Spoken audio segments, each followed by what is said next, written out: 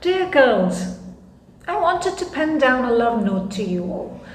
It is addressed to your hearts and minds, to your courage and resilience, to your doubts and fears, and to your silence and your voice. I'm going to tell you a fascinating story of challenges and choices. It's a tale of a woman and a passionate love affair. She was an ordinary woman with extraordinary dreams. A chubby and dark-skinned child who played with a fair-skinned doll her father brought for her. She adored her doll.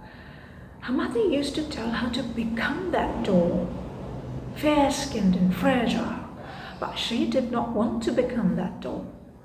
"What do you want to be then?" asked the mother. "I want to be Dad," said the child with sparkling eyes, still hugging her doll. And that was the maiden day she chose to challenge the stereotypes.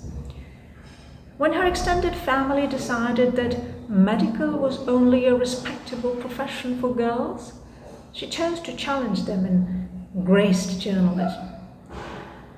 When one of her male bosses mocked her passion for being a field reporter and asked her to get out of the gate and go stand on the street for men, she chose to challenge his filthy mind and rose to become a field correspondent, standing beside men, not for them. When she was ridiculed for demanding a monthly six-figure salary reserved only for male journalists in one organization, she chose to challenge this injustice and worked her way to earn it in just a week's time. When she was sidelined for specialized heartbeats in journalism based on her gender, she chose to challenge the misogyny and carved a niche in crime and political reporting.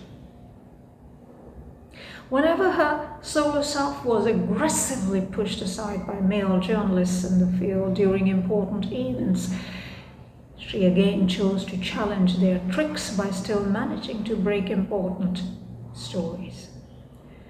When a male camera teammate suggested that her frail anatomy was an obstacle in climbing a heavy-duty towering truck, she chose to challenge his challenge and ascended the pickup. When her professional journey was interrupted several times, dotted with terminations for being too opinionated and outspoken for a woman, she chose to challenge these archaic opinions by embracing her opinions and roared even louder.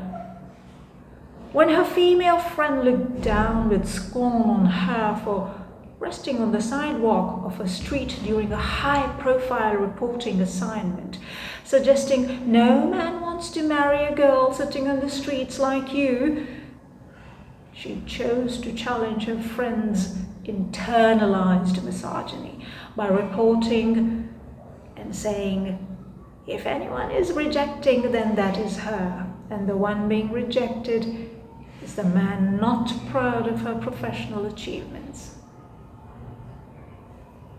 When she was made a butt of the jokes by friends and strangers alike for having an unconventional haircut and not being a wife material, she chose to challenge their regressive mindset by still holding on to her haircut, her not a wife material self, and lived happily, still is, and will do so ever after. My dear girls, her fair-skinned doll, which still resides in her heart, has been replaced with pride now, with which she continues to march on and conquer new territories because she chose to challenge. That dark-skinned and chubby child, that ordinary woman, was me, yours truly.